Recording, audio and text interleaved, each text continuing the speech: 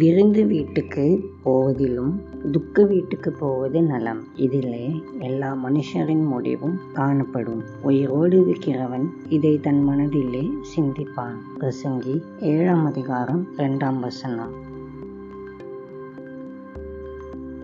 ஆண்டவரை பின்பற்றி அவருடைய கிருபையை சார்ந்து வாழ்வதே நிரந்தரம் மற்றும் மகிழ்ச்சியாகும். நாம் தேடி சேர்க்கும் பணமும் புகழும் அந்தஸ்தும் ஒரு நாள் நம்மை விட்டு போய்விடும் மற்றும் அடுத்தது என்ன என்ற கேள்வியை நம் மனதிற்குள் எழுப்பி தேவனுக்கு முன்பாக நம் ஆத்துமாவை நிறுத்த ஆயத்தப்படுத்துகிறது.